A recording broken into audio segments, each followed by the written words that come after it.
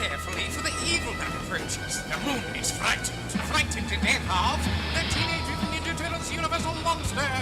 It's Donatello as the Invisible Man.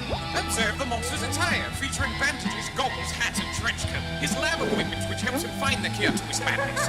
And let's not forget his invisibility. His power to make multitudes run with the touch of his fingers. It's the all-new Teenage Mutant Ninja Turtles and Universal Monsters. Donatello as the Invisible Man. Comes with everything you see here. Grovel at his power. His turtle power. From NECA.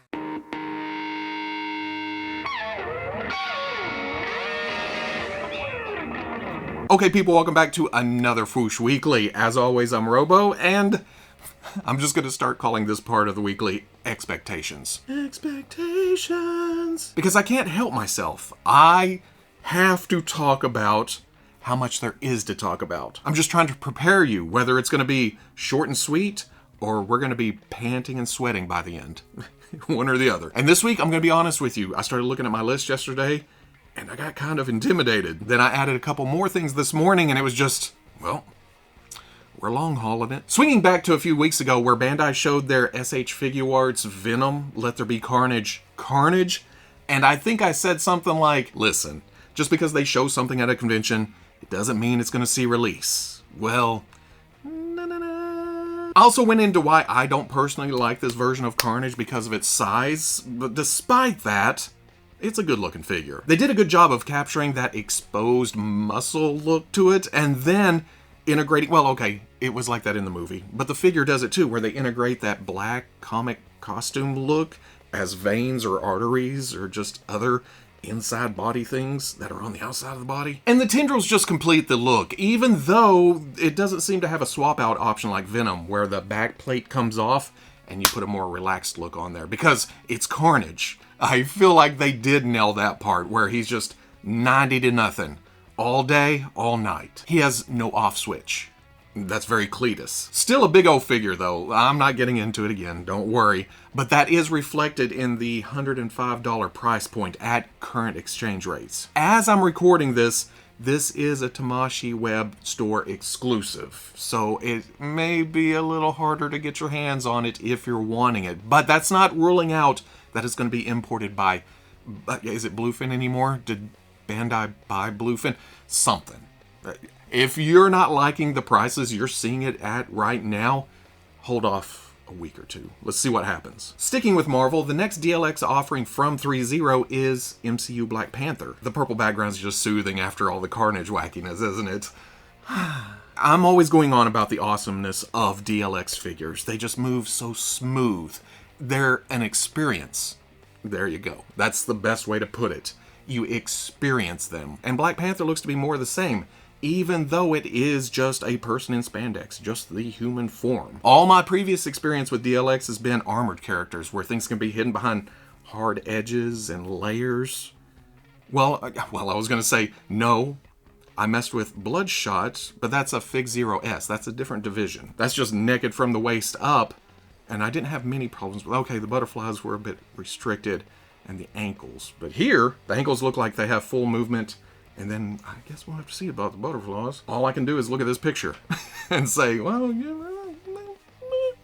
what did jump out at me at first, and it usually happens when I look at an MCU Black Panther, is the proportions. But then I remembered, yes, that's the way he looked in the films. Very long limby. Chesty. Some unique accessories too, with the purple power swipes and the big force field, along with a nano gauntlet. What's neat about that is that the back panel on the glove pops off, and then there's two Black Panther hands with that piece sculpted into them. So once you plug that in and then plug it on the body, it's not just going to fall out of the grip. Also, it looks like Threezero is finally past advertising these as 1/12 scale, because they never have been. You can say Tony Stark gets in an armor, it makes him bigger, but at 7 inches, that's a little too tall, and they are listing this as just straight up 6.8 inches. No call out of scale 1/12 and 1/11, just if you want your Black Panther at 6.8 inches, they got you covered. $100 set for second quarter of 2023. Link is in the description. Last week we talked about the Jada Toys teases for what at the time was upcoming LA Comic-Con for Series 2 of their Street Fighter and Mega Man lines. And at the show there were better looks at that. But Veebs is sitting down with June from Jada Toys this weekend and going over all of those. We'll post that up next week. Plus, you know I am the worst person to be talking about fighting games and especially Mega Man.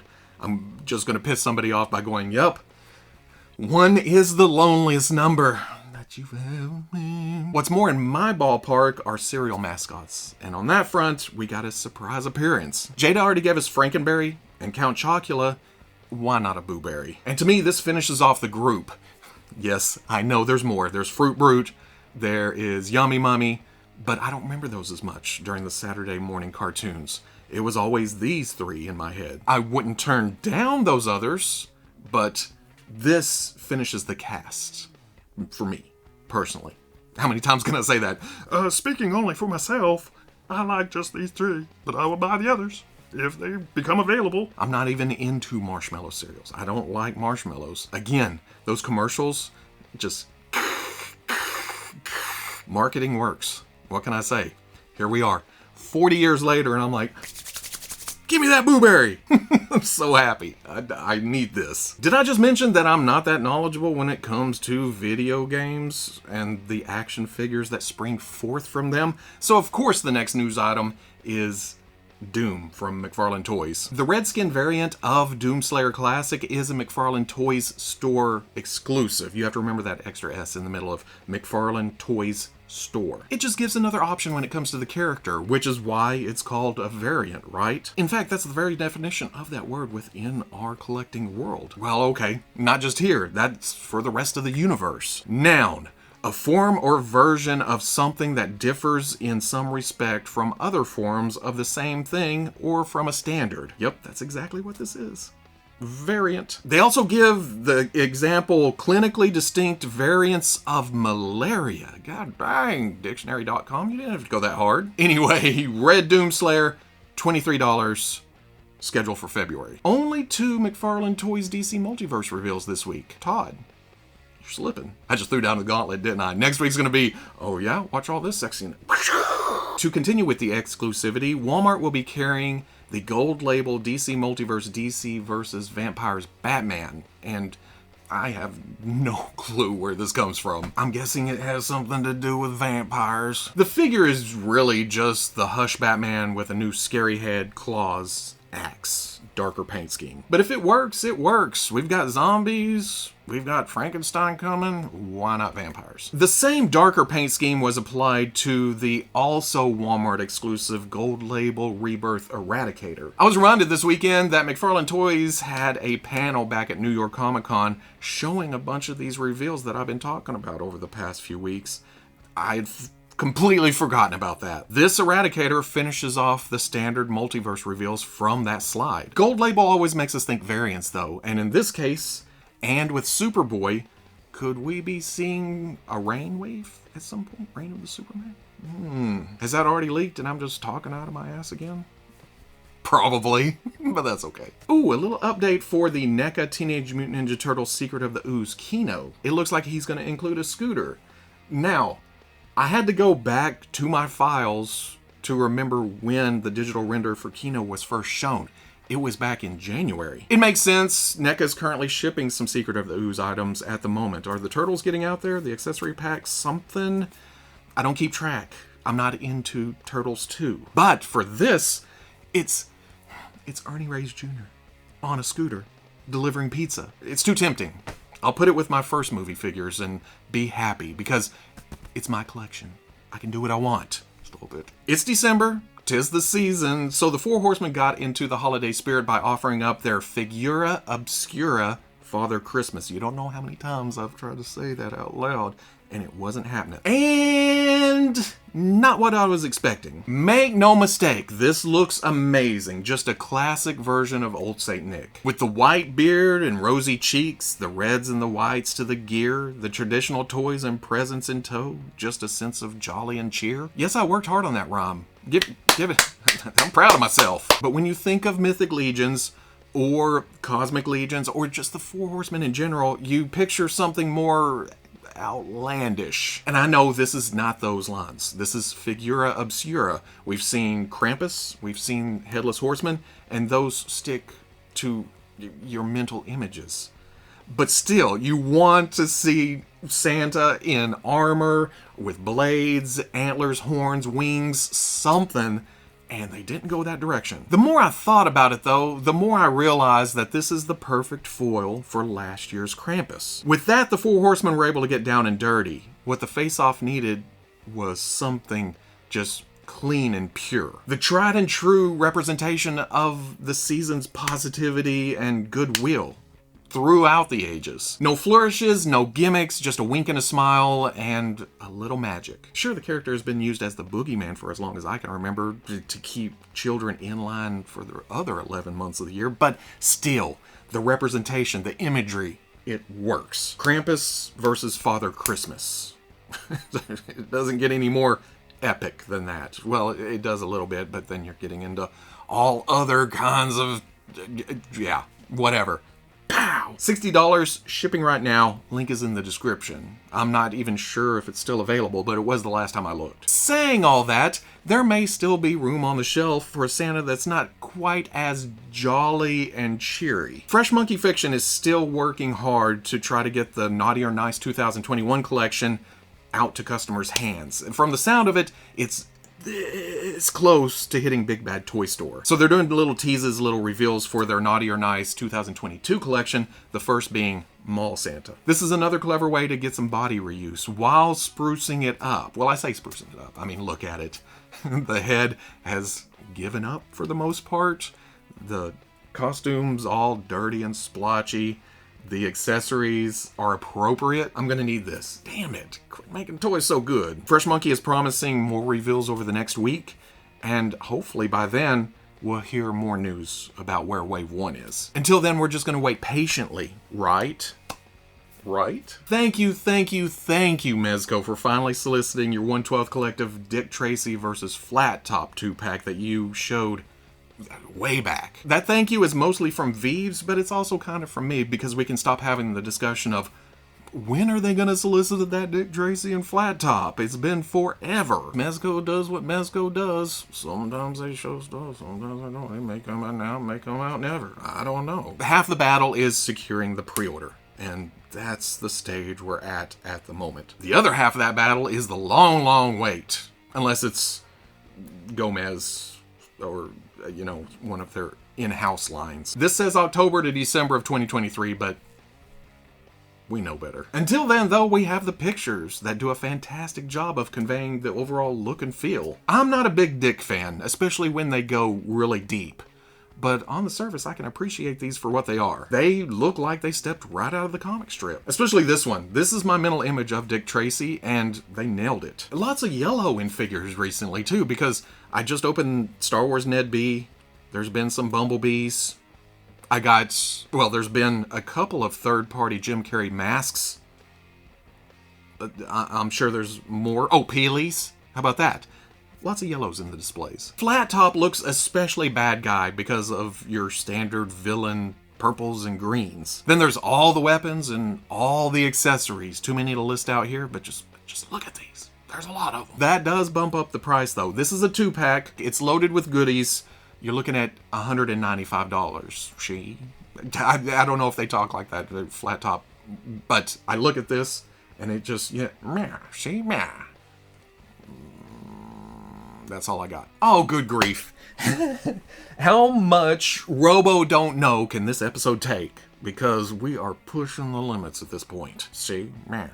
This week, Hasbro solicited their Power Rangers Lightning Collection Mighty Morphin Alien Rangers 5-pack. I ended up skipping on the Mighty Morphin Power Rangers, even though I would like to have some kind of team representation in my display somewhere, despite not knowing a goddamn thing about Power Rangers. If the original team had been released in a box set like this, I would have just jumped on it because it's all 5 at once. I don't have to track down this one or pre-order this one or have this one for a while and not have anything to go with it. It's just one and done. I know even less about Alien Rangers. I don't know. And I also don't know why they went with the older pinned body for the males while the female gets the pinless body. Maybe the pinless male body was busy making figures of other iterations of the team somewhere. Basically, I don't know what the hell I'm talking about, but if you're interested in Mighty Morphin Alien Rangers, This is available on Amazon.com, $120. Ships sometime.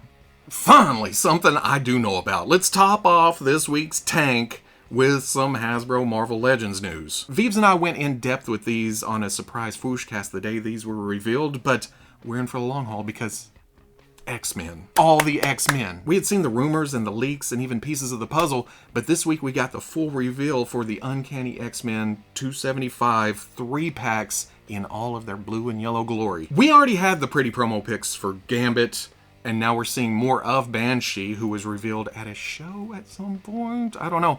The final piece in that 3-pack is Psylocke. The body is reused from Storm, from the other 3-pack we're gonna talk about in a minute. But for me, it's the head here. This is better than any of the previous Ninja Betsy portraits. For the other 3-pack, like I said, there's Storm, who we already knew about. Then there's Forge and Jubilee. Yes, they didn't use the full-grown female uniform body for Jubilee. She has the parts to make her more representative of her age at that time. Teenage body. Why didn't I just say that? Plus the new photo reel on the head just looks better, and since there's 2 of them, I can take the one I don't use here and put it back on the old Jubilee to improve that one. Win-win. I think it's kind of the same deal for Forge. Same head sculpt as we already have. New photo reel makes it look nicer. New straps around the shoulders with pouches on the front. New upper right leg. At least I think it's new. It looks similar to the Forge that's already on the shelf, but the techie details are different, and then the musculature it doesn't match up at all. But it has pinholes, where the rest of the body is pinless. With pinholes, it makes me think it's reused from somewhere. If it's not Forge, where did this come from? Am I missing something?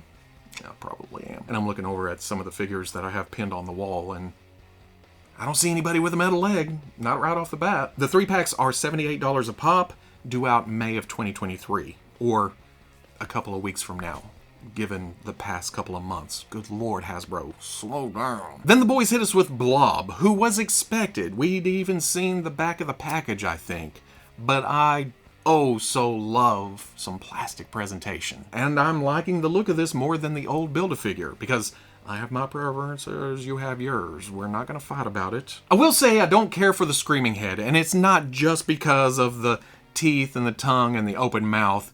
It's because of the hairstyle, if that makes any sense. When I think of Fred, I think of the other hairstyle. Otherwise, there's also alternate open and closed hands, and he's large. $56 also due in May. Next, they hit us with Outback Rogue, who seems to be the most controversial.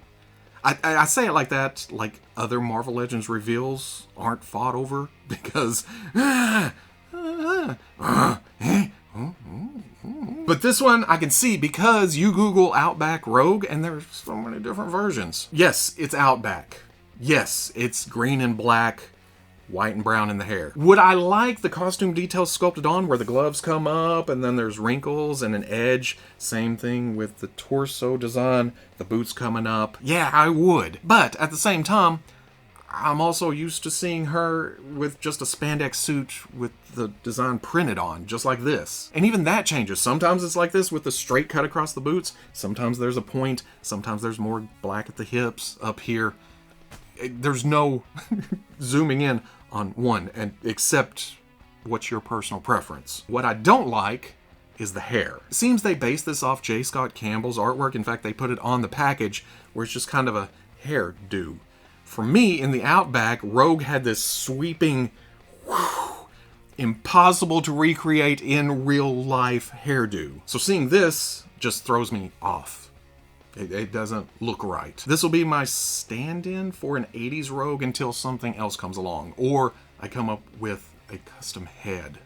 $25, and you guessed it, May of next year. That's all the pre-orders that went up for this week, but there was still more to be shown that weren't quite ready for solicitation. Walmart is getting another Spider-Man animated inspired exclusive with Kraven. Now, when I first saw this, I thought, I already got my Kraven. It's got the dark browns, it looks realistic, what I see in the comic books. But as we talked through it on the Fwooshcast, I realized that I kind of like the brighter colors. Well, okay, the brighter colors to the vest, and then the zebra parts with the spiky things. But then I also like the plain black pants. But more than anything, I like that there's boots at the bottom to kind of distract my eye from that big chunky ankle look. I don't want this, but I do. Then there's the fan channel PlayStation Spider-Man, who we already have.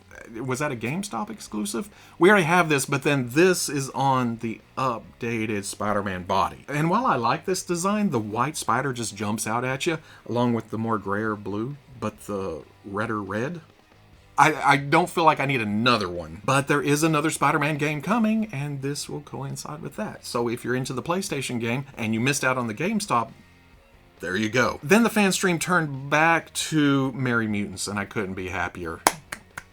They started the next X-Men wave with Kid Omega, and I'm just gonna say it, this is not my Kid Omega. Mine is the school uniform, kind of punked out, but I can see why they went this direction. It's an easy candidate for a simple repaint to offset all the new sculpt that's in the rest of this wave. But this is a more recent look. If you're into the modern comics, then here's your Kid Omega. I'll continue to wait for mine. Or, well, at least this is a good start to a custom because of the head. And then, as soon as I finish that custom, Hasbro will go, hey, look, here's another Quentin Quire. Fang is kind of the same deal. Repaint of an existing body, throw on a new head, new toothy jewelry in places. But for everyone saying this needs to include a Logan head, stop that. The Spider UK body is right for Fang, taller and thinner, wrong for Wolverine. But now they have the pointy band overlays to put on a proper Wolverine body for that release in the future. See how this works?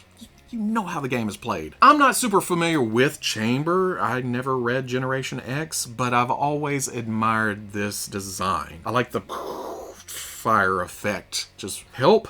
I can't control this. It just makes for a good looking toy and more custom potential. Monet, again, I wasn't into the book. I remember her more from X Factor Investigations, I think. I'm not sure what's going on with the proportions here though. Is the head small or is the body big? And why does she have kind of a cartoony look to her face? The wave jumps back into my classic wheelhouse with Corsair though, and give me all the Starjammers. X-Men and Starjammers? Yeah, lots of clapping today because Robo is happy. Look at him all dashing. He even has a flintlock blaster. He is full-on space pirate. What is there not to love? Then we kick back to slightly more modern with Astonishing X-Men Emma Frost, and oh my god, am I happy. I am so happy. I'm not usually one to want artist-specific figures, but in this case, since it's so self-contained, that era is just bam.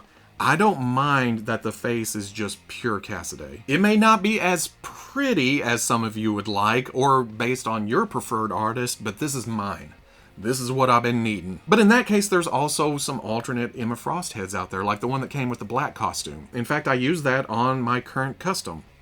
That's going in the bin now or somewhere else. I'm not enthused about the single elbows, but given that the cape goes right around here, kind of burritos her, she's not going to be getting a lot of big action poses.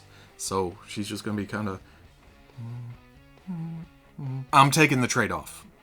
Because of the amount of new sculpt here, I am expecting a diamond variant at some point because it's too good to pass up. Just picture this in translucent plastic. You know who else is getting a lot of new sculpt in this wave? Astonishing X-Men Cyclops. I did not expect this. The body is very similar to Vulcan, which is appropriate, but then it's embellished with all the right seams and lines and belts and buckles and bands. Oh man, again, I did not expect this. This is the Scott I've been wanting forever. A bigger body to make him more comic accurate than the Bucky Cat body that I never liked for Scott, and I don't mind the Bucky Cat body. But for Cyclops, it's always been wrong. Because of the amount of work, the amount of effort they put into these two. If they did that for Scott and Emma, you gotta think the rest are on their way. And no, I don't count that last Wolverine as astonishing. It's close.